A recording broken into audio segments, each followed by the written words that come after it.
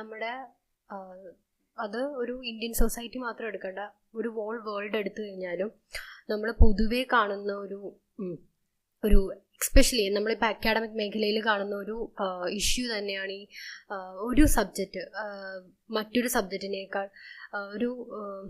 കുറച്ചുകൂടെ ഒരു സബ്ജക്റ്റും മാർജിനലൈസ് ചെയ്യപ്പെടുന്നു എന്നുള്ളത്. അതായത് ഇപ്പം നമ്മൾ നോക്കുകയാണെങ്കിൽ ഇപ്പം സയൻസും സോഷ്യൽ സയൻസ് അതായത് ഇപ്പം പല കാര്യങ്ങളിലും ഇപ്പം എക്കണോമിക് പാർട്ടിസിപ്പേഷൻ്റെ കാര്യത്തിലാണെങ്കിലും സൊസൈറ്റിയിൽ കൂടുതൽ സ്പേസ് കിട്ടുന്ന കാര്യത്തിലാണെങ്കിലും നമ്മൾ നോക്കുകയാണെങ്കിൽ സയൻസ് ഹാസ് മോർ പ്രൊമിനൻസ് അല്ലെങ്കിൽ മോർ ക്യാപിറ്റൽ. അതാണ് നമ്മൾ കണ്ടുവരുന്ന ഒരു വിഷയം. സോ അപ്പം ഇത് നമ്മൾ നോക്കുകയാണെങ്കിൽ സോഷ്യൽ സയൻസ് എടുത്ത ആ ഒരു വിഷയം പഠിക്കാനായിട്ട് എടുത്ത ആൾക്കാരാണെങ്കിലും അല്ലെങ്കിൽ റിസർച്ചിൻ്റെ ഭാഗമാക്കിയവരാണെങ്കിലും അവർക്കും പേഴ്സണൽ എക്സ്പീരിയൻസ് പറയാനുണ്ടാവും ഇതുമായിട്ട് റിലേറ്റ് ചെയ്താൽ. സോ ഈ ഒരു വിഷയത്തെ പറ്റി എനിക്ക് തോന്നുന്നു ഒരു ഡീപ്പ് ഡിസ്കഷൻ ആവശ്യമുണ്ട്. കാരണം സോഷ്യൽ സയൻസ് എന്ന് പറയുന്നത് കേവലം മാറ്റി നിർത്തപ്പെടേണ്ട ഒരു സബ്ജക്റ്റ് അല്ല. ബിക്കോസ് അതെന്ന് പറയുന്നത് നമ്മുടെ സൊസൈറ്റിയുടെ ഭാഗമായിട്ടുള്ളൊരു സബ്ജക്റ്റാണ്. ഇതിൻ്റെ ഒരു പ്രധാനമായിട്ടുള്ളൊരു വിഷയം എന്താണെന്ന് വെച്ച് കഴിഞ്ഞാൽ, പലപ്പോഴും എൻ്റെ ഒരു പെർസ്പെക്റ്റീവ് അല്ലെങ്കിൽ ഞാൻ അനലൈസ് ചെയ്തൊരു കാര്യം പറയാനാണെങ്കിൽ, പലപ്പോഴും സയൻസിൻ്റെ ഒരു ഔട്ട്കം സയൻസ് കൊണ്ടുള്ള അല്ലെങ്കിൽ ആ ഒരു സബ്ജക്റ്റ് പഠിക്കുന്നത് കൊണ്ടുള്ള അല്ലെങ്കിൽ അതിൻ്റെ ഒരു റിസർച്ചിൻ്റെ ഭാഗം ഒരു ഔട്ട്കം എന്ന് പറയുന്നത് പലപ്പോഴും വിസിബിൾ ആണ്. എന്നാൽ നമ്മൾ സോഷ്യൽ സയൻസിൻ്റെ കാര്യത്തിൽ വരുവാണെങ്കിൽ പലപ്പോഴും അത് അത്ര വിസിബിൾ അല്ല സൊസൈറ്റിയിൽ. ഫോർ എക്സാമ്പിൾ ഇപ്പോൾ ടെക്നോളജിക്കൽ അഡ്വാൻസ്മെൻറ്റ് അതൊക്കെ എന്ന് പറയുന്നത് അതൊക്കെ സയൻസിൻ്റെ ഒരു ഔട്ട്കമാണ്. പക്ഷെ അത് ഭയങ്കര നമ്മുടെ വിസിബിളാണ്. നമ്മുടെ സൊസൈറ്റിയിൽ അതിൻ്റെ ആവശ്യം വളരെ കൂടുതലാണ്. ആളുകൾ കാണുന്നത് സയൻസ് ഡെവലപ്പ് ചെയ്തത് കൊണ്ട് ടെക്നോളജി ഡെവലപ്പായി. സോ അതുകൊണ്ട് ഞങ്ങൾക്ക് ഇത് കിട്ടി. അല്ലെങ്കിൽ അതിൻ്റെ പക്ഷേ സോഷ്യൽ സയൻസ് എന്ന് പറയുന്നത് ഒരു പോളിസി മേക്കിംഗ് കാര്യങ്ങളുമായിട്ട് ബന്ധപ്പെട്ടൊക്കെയാണ് ഇരിക്കുന്നത്. സോ അതിൻ്റെ പലപ്പോഴും ഔട്ട്കംസ് എന്ന് പറയുന്നത് വിസിബിൾ അല്ല എന്ന് മാത്രമല്ല, പെട്ടെന്നൊരു ഔട്ട്കം കിട്ടത്തില്ല. കുറച്ച് ടൈം എടുക്കും, ആ ഒരു ഔട്ട്കമ്മിലേക്ക് എത്താനും ടൈം എടുക്കും. സോ അതങ്ങോട്ടൊരു as compared to science, social സയൻസിൻ്റെ ആ ഒരു ഔട്ട്കം എന്ന് പറയുന്നത് വിസിബിൾ ആയിട്ടുള്ള ഒന്നല്ല. സോ എനിക്ക് തോന്നുന്നു ഇതൊക്കെ ഒരു എക്കണോമിക് പാർട്ടിസിപ്പേഷൻ്റെ കാര്യമായാലും ഈ ഒരു വിസിബിലിറ്റിയിൽ ഉണ്ടാകുന്ന ഒരു ഇഷ്യൂ അതൊക്കെയാണെന്ന് തോന്നുന്നു ആളുകളിൽ ഒരു ബയസ്ഡ് തോട്ട്.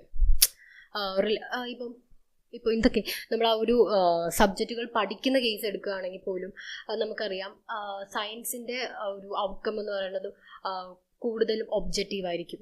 എന്നാൽ സോഷ്യൽ സയൻസിൻ്റെ റിലേറ്റീവ്ലി അല്ല സബ്ജക്റ്റീവായിട്ടുള്ള ഒരു ഔട്ട്കം ആയിരിക്കും. സോ ഇതൊക്കെയാണെന്ന് തോന്നുന്നു ആളുകളിൽ ഒരു ബയസ്ഡ് അതായത് സയൻസിലേക്ക് കൂടുതൽ ആ ഒരു സബ്ജക്റ്റിലാണ് നമ്മൾ കൂടുതൽ ഇൻവെസ്റ്റ്മെൻറ്റ് നടത്തേണ്ടത്, അല്ലെങ്കിൽ ആ ഒരു സബ്ജക്റ്റാണ് നമുക്ക് ഏറ്റവും ആവശ്യമുള്ളത് എന്നൊക്കെയുള്ള ഒരു മൈൻഡ് സെറ്റിലേക്ക് ആളുകൾ എത്തിച്ചേരുന്നതാണ്. ഇത് നമ്മളുടെ ഒരു ഇന്ത്യൻ സൊസൈറ്റി നമ്മുടെ ആ ഒരു ഏതെങ്കിലും ഒരു പെർട്ടിക്കുലർ സൊസൈറ്റിയിൽ മാത്രം നീണ്ടു നിൽക്കുന്ന, അല്ലാതെ ഒരു വേൾഡിൽ തന്നെ കാണുന്ന ഒരു ഇതാണ്. സോ എനിക്ക് തോന്നി ഇതിനെപ്പറ്റി നമ്മളൊരു ഡീപ്പ് ഡിസ്കഷൻ നടത്തേണ്ടതായിട്ടുണ്ട്.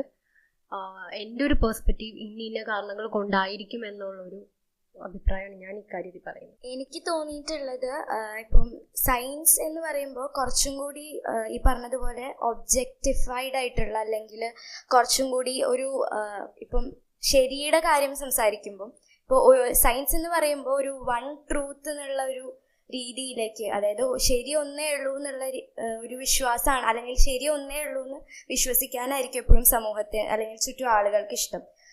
സോഷ്യൽ സയൻസ് എന്ന് പറയുമ്പം ഒരു കാര്യത്തിന് തന്നെ പല പേഴ്സ്പെക്റ്റീവ്, അത് ഓരോ വ്യക്തിയെ സംബന്ധിച്ച് ഓരോ അഭിപ്രായമായിരിക്കും ഒരു സമൂഹത്തിനെ കുറിച്ച് ഉണ്ടാവുക.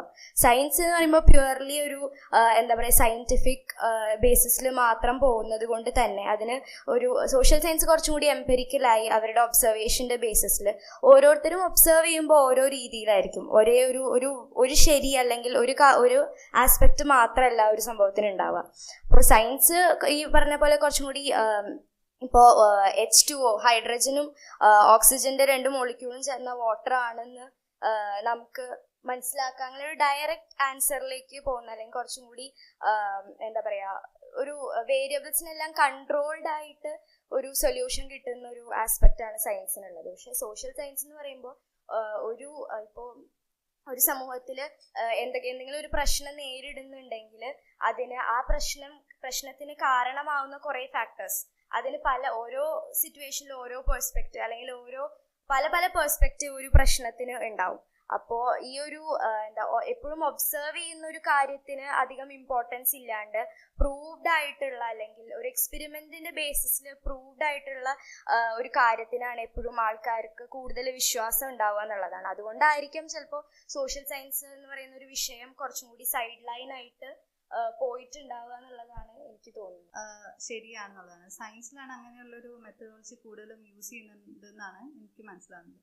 അപ്പം അങ്ങനെ ഒരു, അതായത് ഇന്ന ഒരു കാര്യത്തിന് ദിസ് ഇസ് റൈറ്റ് എന്നുള്ള ഒരു എക്സ്പെരിമെന്റേഷൻ അല്ലെങ്കിൽ ഇപ്പൊ ട്രയൽ ആൻഡ് എറർ വഴി നമ്മളൊരു കാര്യം പ്രൂവ് ചെയ്യാൻ പറ്റുന്നത്, അതായത് ഡയറക്റ്റ് ആയിട്ട് നമുക്കൊരു കൺക്ലൂഷനിൽ എത്താൻ പറ്റുന്നത് സയൻസിന് മാത്രമേ സാധിക്കുള്ളൂ എന്നുള്ളൊരു മെന്റാലിറ്റിയിൽ നിന്നാണ് ഈ ഒരു എന്താ പറയാ, ഇപ്പൊ നമ്മളെപ്പോഴും റിസൾട്ട്സ് കിട്ടുന്ന ഒരു കാര്യമാണ് വാലിഡ് എന്നുള്ളൊരു പൊതുബോധത്തിൽ നിന്ന് വരുന്നൊരു ഇഷ്യൂ ആണ് ഈ സോഷ്യൽ സയൻസിനെ മാറ്റി നിർത്തുക എന്നുള്ളത്.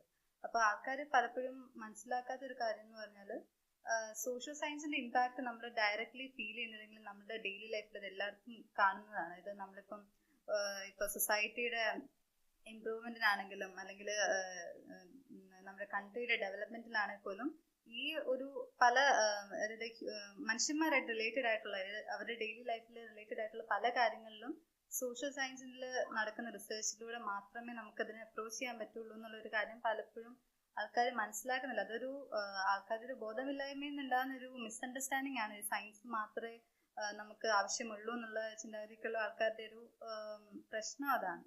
ഇപ്പം എൻ്റെ ഒരു ഇൻഡിവിജ്വൽ എക്സ്പീരിയൻസ് പറയുകയാണെങ്കിൽ ഈ ഒരു ഇപ്പം ഞാനൊരു 8th വരെ പഠിച്ച സമയത്ത് സോഷ്യൽ സയൻസ് എന്നുള്ളൊരു സബ്ജക്റ്റ് നമുക്ക് ഉണ്ടെങ്കിൽ പോലും അതിൻ്റെ ഒരു ഡെപ്തും അതിൻ്റെ ഒരു ഇമ്പോർട്ടൻസും കാര്യങ്ങളൊന്നും നമുക്കങ്ങനെ ടീച്ചേഴ്സ് പോലും പ്രൊമോട്ട് ചെയ്ത് തരാത്തൊരു അവസ്ഥയാണ്. ഇപ്പം നമുക്ക് ഹിസ്റ്ററി ആണെങ്കിൽ ഇതൊക്കെ നിങ്ങൾ പഠിച്ചിരിക്കേണ്ട കാര്യങ്ങളാണ്, പക്ഷെ അത്യാവശ്യം ട്രിഗ്നോമെട്രിയും അല്ലെങ്കിൽ സയൻസിലെ കാര്യങ്ങളും അങ്ങനെയൊക്കെയാണെന്നുള്ളൊരു ടീച്ചേഴ്സിന് പോലും ഇല്ലാത്തൊരു ബോധത്തിൽ നിന്ന് ആ ഒരു ഐഡിയ ഒരു ജനറേഷനിലേക്ക് ചെല്ലുക എന്നുള്ളതാണ്. ഇപ്പം നമ്മൾ പറയുന്നത് നമുക്ക് കുറേ തോട്ട് പ്രോസസ്സ് നമ്മുടെ മാറിയിട്ടുണ്ട്, മെൻറ്റാലിറ്റി മാറിയിട്ടുണ്ട് എന്നൊക്കെ പറയുന്നുണ്ടെങ്കിലും ഇപ്പോഴും സ്കൂൾ ലെവലിൽ ഇങ്ങനത്തെ ടീച്ചേഴ്സ് നിലനിൽക്കുന്നതുകൊണ്ട് ഈ ഒരു ഐഡിയ കുറേ എന്താ പറയുക, ഒരു മിസ്അണ്ടർസ്റ്റാൻഡിങ്ങിന് ഉണ്ടാകുന്ന ഒരു ബോധമാണ്. അതൊരിക്കലും ശരിയാണെന്നുള്ളൊരു കാര്യം, ശരിയല്ല എന്നുള്ളൊരു കാര്യം ആൾക്കാരിലേക്ക് ഇപ്പോഴും എത്തിയിട്ടില്ലെന്നാണ് ഞാൻ വിശ്വസിക്കുന്നത്. ഇപ്പം എനിക്ക് 12th ഒരു പോയിന്റ് ഒക്കെ എത്തിയപ്പോഴാണ് നിങ്ങളുടെ സ്കൂളിൽ ഹ്യൂമാനിറ്റീസ് ഒരു സ്ട്രീമായിട്ടില്ല. അത്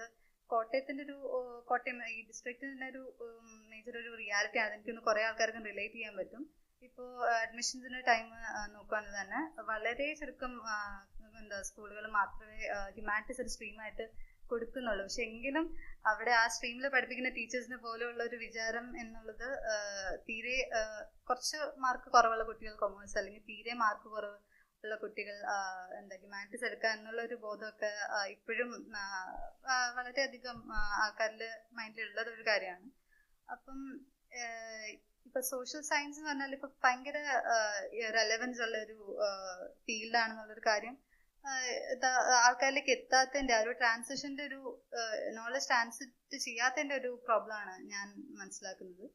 പിന്നെ പറയുകയാണെങ്കിൽ ഇപ്പോഴത്തെ ഒരു സാഹചര്യത്തിൽ സൊസൈറ്റിയിൽ കുറേ അധികം ചേഞ്ചുകൾ നടക്കുന്നുണ്ട്. ഇപ്പൊ സോഷ്യൽ സയൻസ് ഇല്ലാതെ പറ്റില്ലാത്ത ഒരു പോയിന്റിൽ കൂടുതൽ റെലവൻസ് വരുന്നു. ഇപ്പം സ്റ്റേറ്റ് ആണെങ്കിൽ പോലും പല രാജ്യങ്ങളും സോഷ്യൽ സയൻസ് റിസർച്ചിന് അവര് സപ്പോർട്ട് ചെയ്യുന്നു. അങ്ങനെയൊക്കെ എനിക്കൊന്ന് ഈ ഒരു 20th century ഒരു മിഡ് 20th centuryയിലൊക്കെയാണ് അങ്ങനെ ഒരു ഇമ്പോർട്ടൻസ് ഒക്കെ സോഷ്യൽ സയൻസിന് കിട്ടി വരുന്നത്. പക്ഷെ എന്നാൽ പണ്ട് കാലത്തേക്ക് നമ്മൾ പോവുകയാണെങ്കിൽ സോഷ്യൽ സയൻസ് കോൺട്രിബ്യൂട്ട് ചെയ്തിട്ടില്ല എന്ന് ചോദിച്ചാൽ അങ്ങനെയല്ല, പല രീതിയിലും കോൺട്രിബ്യൂട്ട് ചെയ്തിട്ടുണ്ട് എന്നുള്ളൊരു യാഥാർത്ഥ്യം ആൾക്കാരിലേക്ക് എത്തുന്നില്ല. അത് ഇപ്പോഴാണ് എത്തി തുടങ്ങുന്നതാണ് ഞാൻ വിശ്വസിക്കുന്നത്. ഇപ്പോൾ സോഷ്യൽ സയൻസ് വേഴ്സസ് സയൻസ് എന്ന് പറഞ്ഞപ്പോൾ എനിക്ക് തോന്നിയിട്ടുള്ളത്, ഇപ്പോൾ നമുക്ക് 10th കഴിഞ്ഞ് കഴിഞ്ഞപ്പോൾ science, social science, humanities, commerce അല്ലെങ്കിൽ VHSC അങ്ങനെ കുറെ സ്ട്രീം എടുക്കേണ്ട ഒരു ചാൻസ് വരുമ്പോൾ ഇപ്പോൾ പലപ്പോഴും ഫാമിലീസ് ആയാലും നമ്മളെ സപ്പോർട്ട് ചെയ്യാൻ സയൻസ് എടുക്കുന്നതാവും. കാരണം സയൻസ് എല്ലാവരുടെ ഒരു ധാരണയുണ്ട് സയൻസിന് മാത്രം കുറെ ഓപ്പർച്യൂണിറ്റീസ് ഉള്ളു. ഇപ്പോൾ സോഷ്യൽ സയൻസ് എടുത്തിട്ട് നീ എന്താവാന്, ടീച്ചർ അല്ലെങ്കിൽ അങ്ങനെ സോഷ്യൽ വർക്കർ അങ്ങനെയുള്ള ഒരു ഫീൽഡിലേക്ക് പോകാനാണോ എന്നുള്ളൊരു ഇത് വരാറുണ്ട്. പക്ഷെ സോഷ്യൽ സയൻസ് എടുത്തു കഴിഞ്ഞ് കഴിഞ്ഞാൽ എനിക്ക് തോന്നുന്നു ഇൻട്രസ്റ്റ് മാറ്റർ ചെയ്തിട്ട് പോവാണെങ്കിൽ സോഷ്യൽ സയൻസ് നല്ല സ്കോപ്പ് ഉണ്ട്. പക്ഷെ സയൻസിനുള്ള സ്കോപ്പ് എന്ന് പറഞ്ഞു കഴിഞ്ഞാൽ ഇൻട്രസ്റ്റ് പോലെ തന്നെ ഇപ്പോൾ സോഷ്യൽ സയൻസ് എടുക്കാൻ താല്പര്യമുള്ള ഒരു കുട്ടിക്ക് സയൻസ് എടുത്ത് കഴിഞ്ഞു കഴിഞ്ഞാൽ അത് ഭയങ്കര ഹെക്റ്റിക് ആയിട്ട് തോന്നും. നമുക്കൊരു പഠിക്കാനൊരു ഇത് തോന്നില്ല. അതേപോലെ തന്നെ ഇപ്പോൾ സയൻസിൽ സോഷ്യൽ സയൻസ് എടുത്താലും ഇതേ പ്രശ്നം കാണാറുണ്ട്. പിന്നെ എനിക്ക് തോന്നുന്നു എല്ലാ സബ്ജക്റ്റിനും അതിൻ്റെതായ ഇമ്പോർട്ടൻസ് ഉണ്ട്. അല്ല, നമ്മളിപ്പോ ഈ പറഞ്ഞ പോലെ ഈ ഒരു പ്രശ്നം അത് ഇപ്പോൾ ഒന്നും തുടങ്ങിയതൊന്നുമല്ല, കാലങ്ങൾക്ക് മുന്നേ തന്നെ അങ്ങനെ തന്നെയായിരുന്നു. ഇപ്പം എൻ്റെ അമ്മയൊക്കെ പറഞ്ഞ് ഞാൻ കേട്ടിട്ടുണ്ട്. അതായത് പണ്ട് മുതലേ അങ്ങനെ തന്നെയാണ്. സയൻസ് എടുക്കുന്നവർ ഹൈ മാർക്കുള്ളവരായിരിക്കും, ഈ ഹ്യൂമാനിറ്റീസ് ഫീൽഡ് എന്ന് പറയുന്നത് ലോ മാർക്കുള്ളവരായിരിക്കും, അല്ലെങ്കിൽ ഇവരെക്കാൾ പ്രിവിലേജ് കുറവായിരിക്കും. നമ്മളത് കേട്ടുള്ളതാണ്. ഇപ്പോൾ എനിക്ക് തോന്നുന്നത് മേ ബി ഞാൻ നേരത്തെ പറഞ്ഞൊരു പോയിന്റ് ഉണ്ട്, അതായത് എക്കണോമിക് പാർട്ടിസിപ്പേഷൻ എന്ന് പറയുന്ന അത് ഭയങ്കര ഒരു ഘടകമാണ്. കാരണം ഇപ്പോൾ ആളുകൾ മാത്രമല്ല, നമ്മുടെ അതോറിറ്റീസ് പോലും ആ ഒരു ഫീൽഡിന് അധികം കോൺട്രിബ്യൂഷൻ കൊടുക്കുന്നില്ല എന്നുള്ളതാണ്.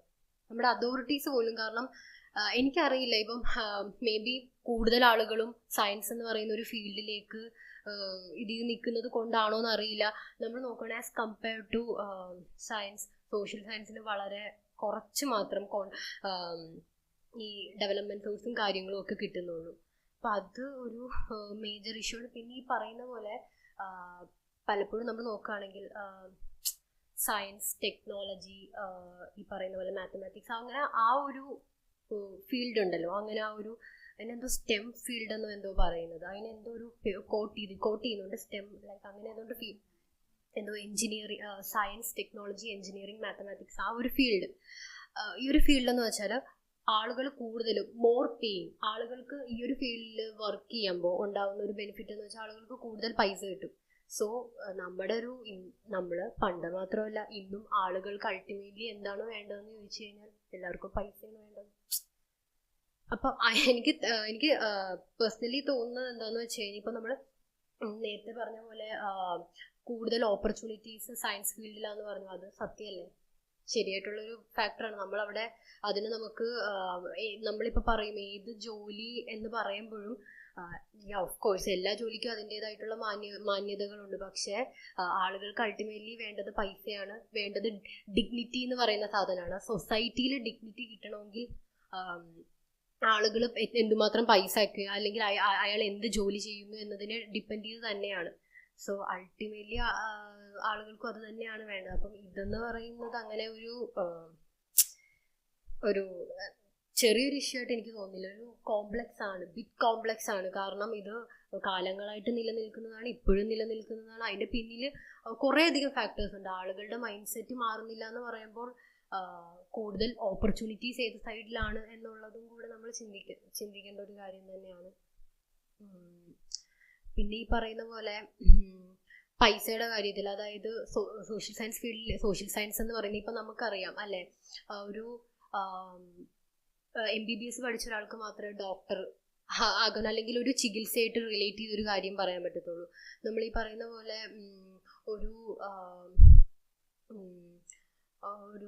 ഈ പറയുന്ന പോലെ ഒരു ഫിസിക്സിസ്റ്റിന് മാത്രമേ ഫിസിക്സ് ആ ഒരു മേഖലയായിട്ട് നമുക്ക് പറയാൻ പറ്റത്തുള്ളൂ. അപ്പം അവർക്ക് കാരണം അതിൽ കൂടുതൽ ഐഡിയ ഉണ്ട്. പക്ഷെ ഒരു സോഷ്യൽ സയൻസ് മേഖലയുടെ ഒരു വിഷയത്തെ, ഇപ്പോൾ പൊളിറ്റിക്സിനെ പറ്റി ഞാൻ പറയുന്നില്ല, പൊളിറ്റീഷ്യന്മാർ ഭയങ്കര വാദോരാതെ സംസാരിക്കും, അതെല്ലാം കറക്റ്റാണെന്നൊന്നും അല്ല ഞാൻ പറയുന്നത്. പക്ഷേ പൊളിറ്റീഷ്യന്മാർ ആ ഒരു വിഷയത്തിൽ കൂടുതൽ അറിവുള്ളവരാണോ, അല്ലെങ്കിൽ ആ ഒരു വിഷയത്തെ പറ്റി ഭയങ്കരമായിട്ട് പഠിച്ചവരാണോ എന്ന് ചോദിച്ചു കഴിഞ്ഞാൽ അല്ല. പക്ഷെ അവർക്ക് അതിനെപ്പറ്റി പറയാം. കാരണം നമ്മൾ നേരത്തെ പറഞ്ഞ പോലെ സോഷ്യൽ സയൻസ് എന്ന് പറയുന്നത് ഓരോരുത്തരുടെ പെർസ്പെക്റ്റീവിൽ നിന്നുണ്ടാകുന്ന സബ്ജക്റ്റാണ്. അപ്പം ആർക്ക് വേണേലും എന്ത് വേണേലും പറയാം. അപ്പോൾ അങ്ങനത്തെ ഒരു പെർസ്പെക്റ്റീവ് ആളുകളിൽ ഓൾറെഡി ഉണ്ട്. അതായത് ഈ സബ്ജക്റ്റിലേക്ക് അധികം കോൺട്രിബ്യൂട്ട് ചെയ്തില്ലെങ്കിൽ കുഴപ്പമില്ല, അതിനെപ്പറ്റി ഒരു ഏകദേശ ധാരണ ആളുകളിലുണ്ട്. പക്ഷെ മറ്റേ സബ്ജക്റ്റ് എന്ന് പറയുന്നത് നമ്മളീ പറയുന്ന പോലെ ബോട്ടണി, ഒരു ബോട്ടാണിസ്റ്റിന് ആള് തന്നെ അതിൽ ഇനിഷ്യേറ്റീവ് എടുക്കേണ്ടി വരും. എന്ന് വെച്ചാൽ ആ ഒരു വിഷയത്തെ പറ്റി പഠിക്കണം. അങ്ങനെ ഒരു ചിന്താഗതിയുണ്ട്. അപ്പോൾ കൂടുതൽ ഒരു സബ്ജക്റ്റ് കുറച്ച് സോഫ്റ്റ് ആയിട്ടുള്ള സബ്ജക്റ്റാണ്, മറ്റേത് കുറച്ച് ഹാർഡായിട്ടുള്ള സബ്ജക്റ്റാണ്. നോർമലി അങ്ങോട്ട് കൂടുതൽ പൈസ ഇൻവെസ്റ്റ് ചെയ്യും. നമ്മൾ നേരത്തെ പറഞ്ഞ പോലെ ആ ഒരു മേഖലയിൽ പൈസ ഇൻവെസ്റ്റ് ചെയ്യുമ്പോൾ സൊസൈറ്റിക്ക് അതിൻ്റെതായിട്ടുള്ള ഗ്രോത്ത് ഉണ്ട്. പക്ഷെ ഈ ഒരു മേഖലയിൽ പൈസ ഇൻവെസ്റ്റ് ചെയ്യാത്തത് മൂലമുള്ള പ്രശ്നങ്ങളും ഉണ്ട്. നമ്മുടെ സൊസൈറ്റി, ഞാനിപ്പോൾ ഇന്ത്യൻ പെർസ്പെക്റ്റീവ് എന്ന് പറയുകയാണെങ്കിൽ പോവർട്ടി എന്ന് പറയുന്നത് വളരെ ചുരുക്കം ചില സ്ഥലത്ത് മാത്രമേ ഇല്ലാതായിട്ടുള്ളൂ. എല്ലാ സ്ഥലങ്ങളിലും ഇല്ലാതായിട്ടില്ല. മിക്ക സ്ഥലങ്ങളിലും അത് അതിൻ്റെതായിട്ടുള്ള രീതിയിൽ തന്നെ നിൽക്കുന്നുണ്ട്. എന്തുകൊണ്ട് നിൽക്കുന്നുണ്ടെന്ന് വെച്ചാൽ ഒരു പോവർട്ടി എന്ന് പറയുന്ന ഒരു കാര്യത്തിൽ ഒരു സോഷ്യൽ സയൻസ് ഫീൽഡിൽ നല്ലൊരു ദീർഘമായിട്ടുള്ള ഐഡിയ ഉള്ള ഒരാൾക്ക് മാത്രമേ അതിനൊരു അപ്പോൾ ആ പ്രശ്നങ്ങൾക്കുള്ളൊരു പരിഹാരം കണ്ടെത്താൻ ഇവർക്കോ, അതായത് നമ്മൾ ഈ സയൻസിലുള്ള ആൾക്കാർക്ക് പറ്റില്ല എന്നല്ല, പക്ഷെ അവിടുന്ന് ഒരു സാമൂഹ്യ വീക്ഷണം അല്ലെങ്കിൽ ഹ്യൂമൻ ബിഹേവിയറിനെ പറ്റി വീക്ഷണമുള്ള ഒരാൾക്ക് ഏറ്റവും അത്യാവശ്യമാണ്. അപ്പം അതിൻ്റെതായിട്ടുള്ള പ്രശ്നങ്ങൾ നമ്മുടെ സമൂഹത്തിലുണ്ട്. പക്ഷെ അതൊന്നും അത്ര വിസിബിൾ അല്ല. നമ്മളുടെ കൂടുതൽ വിസിബിൾ ആയിട്ടുള്ള വേറെയാണ് അങ്ങനെയൊക്കെയുള്ള. സോ അതൊക്കെയാണ് എനിക്ക് തോന്നുന്നത് ഒരു ഡ്രോബാക്ക് ആയിട്ട് സ്റ്റിൽ. പക്ഷെ ഇത് കോംപ്ലക്സ് ആണ്, ഇത് പെട്ടെന്നൊന്നും മാറില്ല എന്നാണ്. നേരത്തെ ഓപ്പർച്യൂണിറ്റീസിനെ പറ്റി പറഞ്ഞിട്ടുണ്ടായിരുന്നല്ലോ. എൻ്റെ ഒരു അഭിപ്രായത്തിൽ സോഷ്യൽ സയൻസിന് ഓപ്പർച്യൂണിറ്റീസ് ഇല്ലാത്തത് കൊണ്ടല്ല, പക്ഷെ അതിൻ്റെ പ്രാധാന്യം ആൾക്കാർ മനസ്സിലാക്കാത്തത് കൊണ്ടാണെന്നാണ് ഞാൻ വിശ്വസിക്കുന്നത്. ഇപ്പം എന്നോടും ഈ ഡിഗ്രിക്കും പൊളിറ്റിക്കൽ സയൻസ് റിലേറ്റഡ് ആയിട്ടുള്ള കോഴ്സുകൾ ചെയ്യാൻ പോയപ്പോഴത്തേക്ക് ആൾക്കാർ ചോദിക്കുന്നത് ഇതിൻ്റെ സ്കോപ്പ് എന്താ. അപ്പം ഞാൻ തന്നെ സ്റ്റക്കാവും. കാരണം അങ്ങനെ ചോദിക്കുമ്പോൾ ഇപ്പം നമ്മൾ ഫോർ എക്സാമ്പിൾ ഒരു MBA സ്റ്റുഡൻറ്റ് അങ്ങനെ ഒരു ചോദ്യം വരേണ്ട ആവശ്യമില്ല. ഡയറക്റ്റ് നമ്മൾ എംപ്ലോയ്മെൻറ്റിലോട്ടാണ് ചെല്ലുന്നത്. കാരണം കോഴ്സുകളെല്ലാം അൾട്ടിമേറ്റ്ലി നമ്മൾ എംപ്ലോയ്മെന്റ് ഗ്യാരണ്ടി ചെയ്യുന്ന ടൈപ്പ് കോഴ്സുകളാണ്. അല്ലെങ്കിൽ നമ്മൾ ലോ ഫീൽഡ് അങ്ങനെ എന്തെങ്കിലും പ്രൊഫഷണൽ കോഴ്സുകൾ ചെയ്യേണ്ടി വരും. അപ്പം ഈ ഒരു കാര്യത്തിലാണ് എനിക്കൊന്നും ആൾക്കാർ കൂടുതലും പ്രാധാന്യം കൊടുക്കുന്നത്. ഒരു കോഴ്സ് അല്ലെങ്കിൽ ഒരു ഫീൽഡ് വാലിഡ് ആണെന്ന് അത് തീരുമാനിക്കുന്നത് അതിൻ്റെ എംപ്ലോയബിലിറ്റി, ആ ഒരു ഫാക്ടർ കുറെ കോൺട്രിബ്യൂട്ട് ചെയ്യുന്നെന്ന് ഞാൻ വിശ്വസിക്കുന്നുണ്ട്. ഇപ്പം സോഷ്യൽ സയൻസിൽ നമ്മളുള്ള ഫീൽഡുകൾ പറയുകയാണെങ്കിൽ പോളിസി മേക്കിംഗ് അല്ലെങ്കിൽ സോഷ്യൽ വർക്ക്, ഇതൊക്കെ റിയൽ ജോബായിട്ട് ആൾക്കാർ ഇപ്പോഴും കണക്കാക്കുന്നില്ല എന്നുള്ളൊരു പ്രശ്നത്തിൽ നിന്നാണ് ആക്ച്വലി സോഷ്യൽ സയൻസിന് അത്ര പ്രാധാന്യം വരാത്തതെന്നാണ് ഞാൻ മനസ്സിലാക്കുന്നത്. കാരണം ഈ ജോലികളെല്ലാം നമ്മളുടെ ഡെയിലി ലൈഫിൽ നമ്മൾ യൂസ് ചെയ്യുന്ന ചെറിയ ചെറിയ ഗവൺമെന്റിന്റെ ഓരോ പോളിസികളായാലും അല്ലെങ്കിൽ നമ്മളുടെ ഡേ ടു ഡേ ലൈഫിൽ നമ്മൾ കാണുന്ന എന്ത് കാര്യം എടുത്താലും അതിൽ എന്തെങ്കിലും ഒരു കോൺട്രിബ്യൂഷൻ സോഷ്യൽ സയൻസ് ഭാഗത്തു നിന്ന് ഉണ്ടായിട്ടുണ്ട് എന്നുള്ളത് ആൾക്കാർ മനസ്സിലാക്കുന്നില്ല എന്നുള്ളൊരു റിയാലിറ്റിയാണ് എനിക്ക് അതിൻ്റെ ഒരു മെയിൻ കാരണമായിട്ട് തോന്നുന്നത്. പിന്നെ സോഷ്യൽ സയൻസ് പഠിക്കേണ്ട ആവശ്യമില്ല എന്നുള്ളൊരു കാര്യം, അത് ഞാനതിൻ്റെ ഒരു ഭീകരത ഈ അടുത്തൊരു കോമ്പറ്റീഷൻ വെച്ചിട്ടാണ് ഞാൻ മനസ്സിലാക്കുന്നത്. ഈ കുട്ടികൾക്ക് ബേസിക് ആയിട്ടുള്ള ചില കാര്യങ്ങൾ, ഇപ്പോൾ ഫോർ എക്സാമ്പിൾ ഡൊമസ്റ്റിക് വയലൻസ് എന്താന്ന് പോലും ഡിഫൈൻ ചെയ്യാൻ പറ്റാത്ത കോളേജ് സ്റ്റുഡൻസ് ഉണ്ട് എന്നുള്ളൊരു, ഇന്ത്യയിൽ ഉണ്ട് എന്നുള്ളൊരു കാര്യം എനിക്ക് ഭയങ്കര ഷോക്കായിട്ട് വരുന്നത്. ഈ അടുത്തൊരു കോമ്പറ്റീഷന് പോയപ്പോഴത്തേക്കും ഒരു കുട്ടിക്ക് ഡിബേറ്റ് കഴിഞ്ഞിട്ട് ആളുടെ പ്രസന്റേഷൻ കഴിഞ്ഞിട്ടുണ്ടായിരുന്ന ഒരു ക്വസ്റ്റ്യൻ ആണ് ജെൻഡേർഡ് വയലൻസും ക്ലൈമറ്റ് ചേഞ്ചും തമ്മിൽ എങ്ങനെയാണ് റിലേറ്റഡ്. അപ്പം ആള് ഭയങ്കര പ്യൂർ ഇന്നസെൻസിൽ ആൾ ചോദിക്കുകയാണ് ജെൻഡേർഡ് വയലൻസ് എന്ന് പറഞ്ഞാൽ ഭാര്യ ഭർത്താവിന് തള്ളുന്നതാണോ എന്നുള്ളതാണ് പുള്ളിയുടെ തിരിച്ചുള്ള ചോദ്യം. അപ്പം ജഡ്ജസ് തന്നെ അവർ ഭയങ്കര കൺഫ്യൂസ്ഡ് ആണ്. അവർ എവിടെ അതിന്റെ എക്സ്പ്ലനേഷൻ കൊടുക്കാൻ തുടങ്ങണം എന്നുള്ളത് അവർ സ്റ്റണ്ടായിപ്പോയി. നമ്മൾ പറഞ്ഞു വരുമ്പോൾ ആള് കോളേജ് സ്റ്റുഡൻ്റ് ആണ്, BCom ബാക്ക്ഗ്രൗണ്ട് ആണ്. അപ്പൊ ഇങ്ങനത്തെ ഉള്ള ബേസിക് കാര്യങ്ങൾ പോലും അറിയാത്ത കുട്ടികളുണ്ട്. അതിപ്പോൾ അവരുടെ ലെവലിൽ നിന്ന് അവർ എഫേർട്ട് ഇടാത്തത് കൊണ്ടാണോ അത് സ്കൂളിങ്ങിന്റെ ഇഷ്യൂ ആണോ എന്ന് ഞാൻ ഒരു സെക്കൻഡ് ഞാനത് ഇരുന്ന് ചിന്തിച്ചു.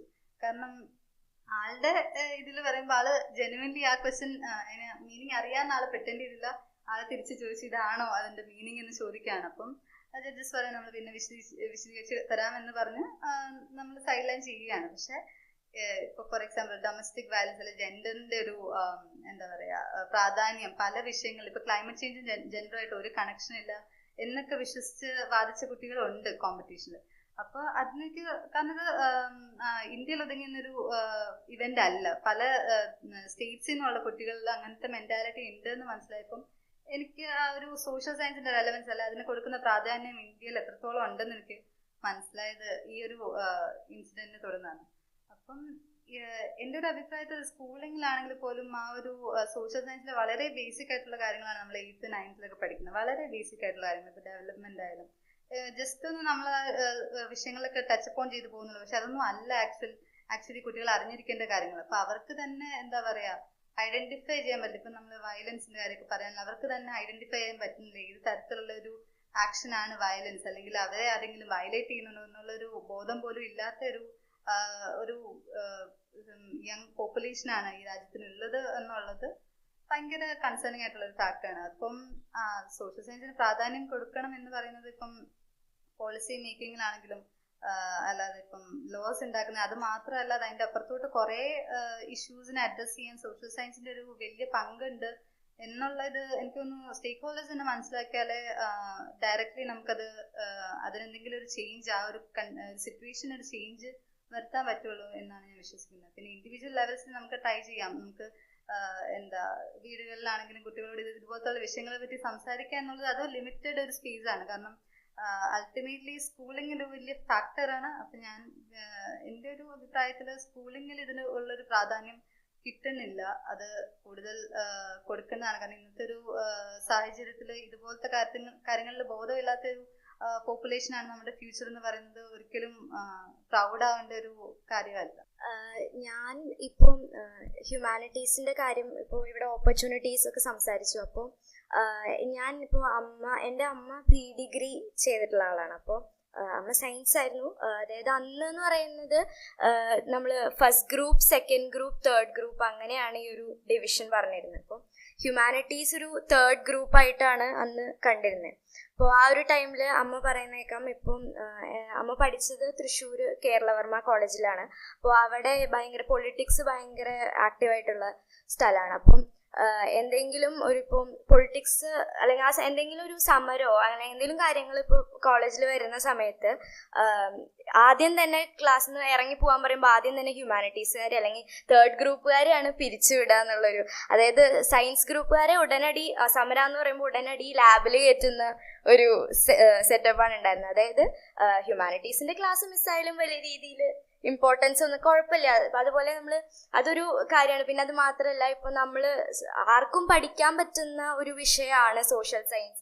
അതായത് ഇപ്പൊ ഈ പറഞ്ഞതുപോലെ സയൻസ് സബ്ജക്ട്സിൽ കുറച്ചും കൂടി പ്രൊഫഷണൽ കോഴ്സസ് ആണ് ഉള്ളത്. അപ്പോൾ ആ ഒരു ഫീൽഡിൽ പോയ ഒരാൾക്ക് മാത്രമേ അറിവുണ്ടാവുള്ളൂ എന്നുള്ളത്. സോഷ്യൽ സയൻസ് ഇപ്പം എന്താ സാധാരണ ന്യൂസ് പേപ്പർ വായിച്ച അല്ലെങ്കിൽ ഇപ്പൊ ആ ബുക്ക് ആർക്കും വായിച്ച് മനസ്സിലാക്കാവുന്നേ ഉള്ളൂ. അല്ലെങ്കിൽ ഇപ്പം ഞാൻ ഹ്യൂമാനിറ്റീസ് എടുക്കുന്ന സമയത്ത് എൻ്റെ ചുറ്റുമുള്ള കുറച്ച് പേര് വന്നാൽ പ്രശ്നമില്ല, ക്ലാസ് ഒന്നും എടുത്തില്ലെങ്കിലും പ്രശ്നമില്ല, നമുക്ക് സ്വന്തമായിട്ട് വായിച്ച് പഠിക്കാൻ പറ്റുന്ന ഒരു പേപ്പർ ആണല്ലോ അങ്ങനെയൊക്കെ പറഞ്ഞു. പിന്നെ ഈ ഒരു ഓപ്പർച്യൂണിറ്റീൻ്റെ കാര്യം പറയുമ്പോൾ നമുക്ക് മനസ്സിലാവാത്തതിനേക്കാൾ കൂടുതൽ എന്തോ ഓപ്പർച്യൂണിറ്റിയാണ് ഉള്ളത് എന്ന് അറിയാത്തതിനേക്കാളും കൂടുതൽ എനിക്ക് തോന്നുന്നു.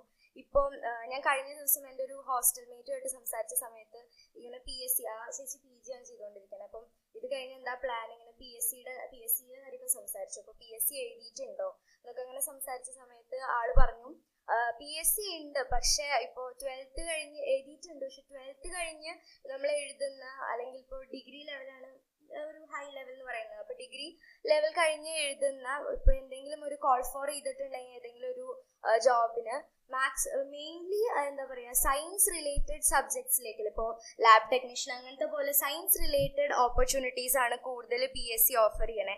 നമുക്ക് പ്രത്യേകിച്ച് അങ്ങനെ നമ്മുടെ ഫീൽഡിന് മാത്രമായിട്ട് ഹിസ്റ്ററി അല്ലെങ്കിൽ പൊളിറ്റിക്കൽ സയൻസ് അങ്ങനെ റിലേറ്റഡ് ആയിട്ട് ഒന്നും ഓപ്പർച്യൂണിറ്റീസ് ഇല്ല, അങ്ങനത്തെ ഒരു സിറ്റുവേഷൻ. അപ്പോൾ നമ്മൾ എന്ത് ചെയ്യും എന്നുള്ളൊരു ക്വസ്റ്റ്യൻ കുറേ പേർക്ക് ഇത് കഴിഞ്ഞാൽ റേസ് ചെയ്യുന്ന വലിയ ഒരു പ്രശ്നമായിട്ട് എനിക്ക് തോന്നിയിട്ടുണ്ട്. അപ്പോൾ മെയിൻലി ഇപ്പം ഈ പറഞ്ഞതുപോലെ ഓപ്പർച്യൂണിറ്റീസിന്റെ കുറവ് എന്നുള്ളത് ശരിയാണ്. ശരിക്കും നമുക്ക് ഇപ്പം ഈ പറഞ്ഞ പോലെ അഡ്മിനിസ്ട്രേറ്റേഴ്സ് അല്ലെങ്കിൽ ഹൈ ലെവൽ പൊസിഷനിൽ ഇരിക്കുന്ന അല്ലെങ്കിൽ എഡ്യൂക്കേഷണൽ സിസ്റ്റം അത് അതിനനുസരിച്ചുള്ള ഓപ്പർച്യൂണിറ്റീസ് കൊടുക്കുക എന്നുള്ളതും ഒരു ഫാക്ടർ തന്നെയാണ്.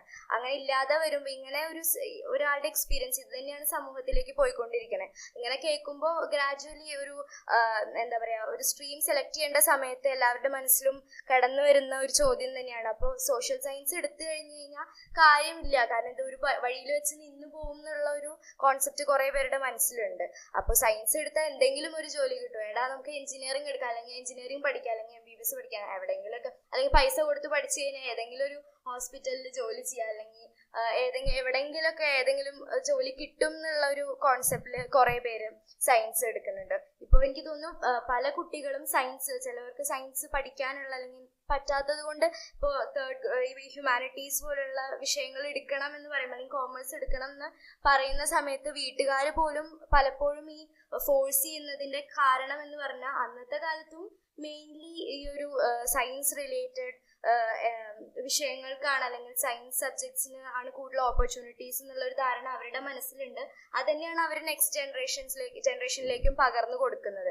അപ്പൊ ആ ഒരു ധാരണ നീ പറഞ്ഞതുപോലെ കുറെ ചേഞ്ചസ് വന്നിട്ടുണ്ട്. ഇപ്പൊ കുറച്ചും കൂടി ഹ്യൂമാനിറ്റീസ് ഫുൾ ചേഞ്ച് വന്നു എന്ന് പറയാൻ പറ്റില്ല. ഇപ്പൊ ഞാനും ഹ്യൂമാനിറ്റീസ് എടുക്കാൻ തീരുമാനിച്ച സമയത്ത് എൻ്റെ ചുറ്റുമുള്ള ആളുകൾ എന്നോട് ചോദിച്ച ചോദ്യമാണ്, മാർക്ക് ഉണ്ടല്ലോ കുഴപ്പമില്ല, പിന്നെ എന്തിനാ ഹ്യൂമാനിറ്റീസ് എടുക്കണേ? അല്ലെങ്കിൽ ഇപ്പോഴും സ്റ്റിൽ ഈ കോഴ്സ് എടുത്ത് കഴിഞ്ഞ് ഞാൻ ഇപ്പോഴും നേരിട്ടുകൊണ്ടിരിക്കുന്ന ഒരു ചോദ്യം. അപ്പൊ കഴിഞ്ഞ ദിവസം കൂടി എൻ്റെ വേറൊരു ഹോസ്റ്റൽ മേറ്റി സംസാരിച്ചപ്പോൾ ഞാൻ ഇന്ന കോഴ്സാണ് ചെയ്യണേ, എന്താ ജോലി സാധ്യത, ഇത് എന്താ കിട്ടുക? അപ്പോൾ നമ്മൾ പറഞ്ഞു നമുക്കിപ്പോൾ ഇത് കഴിഞ്ഞൊരു കോമ്പറ്റേറ്റീവ് എക്സാം എഴുതാമെന്ന് പറഞ്ഞാൽ പോലും അവർ ചോദിക്കണം, അപ്പോൾ ഡയറക്റ്റ് ഒരു ജോലി സാധ്യതയൊന്നും ഈ കോഴ്സ് ഓഫർ ചെയ്യുന്നില്ല അല്ലേ എന്നുള്ള രീതിയിലാണ് എല്ലാവരുടെയും ഒരു മെന്റാലിറ്റി. കുറേയൊക്കെ ചേഞ്ചസ് വന്നിട്ടുണ്ടെങ്കിൽ പോലും ഇപ്പോഴും പലവരുടെയും അല്ല എല്ലാവരുടെയും ഇൻബിൽഡ് ആയിട്ട് കിടക്കുന്ന ഒരു സംഭവം തന്നെയാണ് സോഷ്യൽ സയൻസ് ഫീൽഡ്. വലിയ രീതിയിൽ ആർക്കും വായിച്ച് മനസ്സിലാക്കാൻ പറ്റുന്ന ഒരു കാര്യം തന്നെയാണ്. അല്ലാണ്ട് അതിന് വലിയ രീതിയിൽ ഒരു ഓപ്പർച്യൂണിറ്റിയും കാര്യങ്ങളും ഇല്ല എന്നുള്ളത് പൊതുവെ അങ്ങനത്തെ ഒരു തോട്ട് സൊസൈറ്റിയിൽ ഉണ്ട് എന്നുള്ളതാണ്. ഇപ്പൊ നമ്മുടെ സ്കൂളിങ് വർക്ക് ചെയ്യുന്നത് നോക്കുകയാണെങ്കിലും ഒരു 10th ആ ഒരു ടൈമിലാണ് നമ്മൾ ഈ +1 +2 10th വരെ നമ്മൾ എല്ലാ സബ്ജക്റ്റും പഠിക്കുന്നുണ്ട്. +1 +2 തൊട്ടാണ് എനിക്ക് തോന്നുന്നൊരു അല്ലെ പല സ്ട്രീമിലേക്കായിട്ട് മാറി നമ്മളൊരു വലിയ ചേഞ്ച് വരുന്നത്. പക്ഷെ പലപ്പോഴും കുട്ടികൾക്ക് ഈ 10th വരെയുള്ള കുട്ടികൾക്ക്, ഞാൻ ഇപ്പൊ എൻ്റെ കാര്യം പറയാനാണെങ്കിൽ 10 വരെ എന്നോട് ആരെന്ത് ചോദിച്ചാലും ഞാൻ പറഞ്ഞുകൊണ്ടിരുന്നത് നമ്മളുടെ ഒരു ഡ്രീം ചോദിച്ചപ്പോഴും നമ്മൾ പറയുന്നത് ഡോക്ടർ. കാരണം നമുക്ക് നമ്മുടെ 10th വരെ കുട്ടികളോട് കാരണം അവർക്ക് കുഴപ്പമില്ല. കാരണം +1 +2 അങ്ങനെയല്ല. അങ്ങോട്ട് വരുമ്പോഴേക്ക് ഇപ്പം ഹ്യൂമാനിറ്റീസ് സ്ട്രീമിലേക്ക് കയറിയ ആൾക്ക് ഒരിക്കലും ഡോക്ടർ എന്ന് പറയാൻ പറ്റില്ല. സോ 10 വരെയുള്ളൊരു കാര്യം എന്താണെന്ന് വെച്ച് കഴിഞ്ഞാൽ നമ്മൾ സയൻസ് എന്ന് പറയുന്ന ഒരു സബ്ജക്റ്റ് ഇത് എന്തോ ആണ്. പക്ഷെ അത് ആരുടെയും ഒരു തെറ്റല്ല. കാരണം കുട്ടികൾക്കറിയില്ല. പിന്നെ പേരൻസിന് പലപ്പോഴും അവർക്ക് എന്താണ്, അല്ലെങ്കിൽ അവരും പലപ്പോഴും ഒരു സൊസൈറ്റിയിൽ ഇൻഫ്ലുവൻസ് പെട്ടിരിക്കുക. പേരൻസ് ആണെങ്കിൽ പോലും കുട്ടികളോട് മെയിൻലി ഫോഴ്സ് ചെയ്യുന്നത് നിങ്ങൾ സയൻസ് എടുക്കുക, ആ ഒരു രീതിയിൽ തന്നെയാണ്. അവിടെ പേരന്റൽ ഇൻഫ്ലുവൻസ് എന്ന് പറയുന്നത് കൂടുതലായിട്ടുണ്ട്. പിന്നെ കുട്ടികൾക്കും അറിയില്ല. എനിക്ക് തോന്നുന്നു ഈ ഒരു സിറ്റുവേഷനിലൊക്കെയാണ് നമ്മുടെ സ്കൂളിലെ കരിയർ ഗൈഡൻസ് ഒക്കെ മര്യാദക്ക് വർക്ക് ചെയ്യേണ്ട ഒരു സിറ്റുവേഷൻ വരുന്നത്. കാരണം നമ്മുടെ ഇപ്പൊ സ്കൂളുകളിലുള്ള കരിയർ ഗൈഡൻസ് എന്ന് പറയുന്നത് കുട്ടികൾക്ക് കൃത്യമായിട്ടുള്ള ഒരു അവബോധം കൊടുക്കുകയാണ് കരിയറിനെ പറ്റി, ഇനി ഫ്യൂച്ചർ. കാരണം പലപ്പോഴും നമ്മുടെ സൊസൈറ്റിയുടെ ഇടയിലുള്ള കുറച്ച് ബയസ്ഡ് ആയിട്ടുള്ള, അല്ലെങ്കിൽ അവർക്ക് സൊസൈറ്റിയുടെ ഇടയിൽ പൊതുവേ ഉള്ള ധാരണകളാണ് ഈ കുട്ടികളിലേക്ക് പടർന്നു തന്നെ. കാരണം 15 വയസ്സുള്ള ഒരു കുട്ടി അതിൻ്റെ അപ്പുറം ഒരു പുതിയ വഴി തെളിച്ച് വരിക എന്നൊക്കെ പറയണത് നമുക്ക് മോട്ടിവേഷനിൽ പറയാൻ കൊള്ളാം. അല്ലാണ്ട് ഒരു കുട്ടീനെ സംബന്ധിച്ചിടത്തോളം അല്ലെങ്കിൽ അവരുടെ ഇഷ്ടങ്ങൾ എന്താണെന്ന് തിരഞ്ഞെടുക്കാനായിട്ടുള്ള വഴികൾ ഏതൊക്കെയാണെന്നുള്ളത് നമ്മൾ അത് പുറമേന്ന് ചൂണ്ടിക്കാണിക്കേണ്ടത് എനിക്ക് തോന്നുന്നു അത്യാവശ്യമുള്ളൊരു കാര്യമാണ്. ഈ കരിയർ ഗൈഡൻസ് ഒക്കെ എന്ന് പറഞ്ഞു കഴിഞ്ഞാൽ ഇപ്പം എൻ്റെ പേഴ്സണൽ ഒരു ഒപ്പീനിയൻ പറയുകയാണെങ്കിൽ എനിക്ക് പേഴ്സണലി അതിൽ നിന്നൊന്നും അതായത് ഹ്യൂമാനിറ്റീസ് എന്ന് ഇപ്പം എൻ്റെ കേസ് ഞാൻ പറയുകയാണെങ്കിൽ ഞാൻ ആദ്യം സയൻസ് ചൂസ് ചെയ്ത് സയൻസ് ഓപ്ഷൻ കൊടുത്താണ്. എൻ്റെ ആദ്യത്തെ 10 ഓപ്ഷനും സയൻസ് തന്നെയായിരുന്നു. എൻ്റെ 11ാമത്തെ ഓപ്ഷൻ ഹ്യൂമാനിറ്റീസ് ആണ് എനിക്ക് കിട്ടിയത്. എനിക്ക് എൻ്റെ ഫസ്റ്റ് അലോട്ട്മെന്റിൽ ഹ്യൂമാനിറ്റീസ് കിട്ടി. ഇനി സയൻസ് കൊടുക്കണ്ട എന്നുള്ളൊരു റിവെഞ്ചിന്റെ പുറത്ത് മാത്രം ഹ്യൂമാനിറ്റീസ് ഫസ്റ്റ് എടുത്ത ഒരാളാണ് ഞാൻ. അല്ലാണ്ട് ഒരിക്കലും ഹ്യൂമാനിറ്റീസിനോടുള്ള സ്നേഹം കൂടിയിട്ട് എടുത്തതോ അല്ലെങ്കിൽ ഒന്നുമല്ല. എനിക്ക് 10ാം ക്ലാസ്സിൽ ഫുൾ A+ ഉണ്ടായിരുന്നു. എന്നിട്ടും ആദ്യത്തെ 10 ഓപ്ഷനും കിട്ടാതെ 11ാമത്തെ ഓപ്ഷനാണ് എനിക്ക് കിട്ടിയത്. അപ്പൊ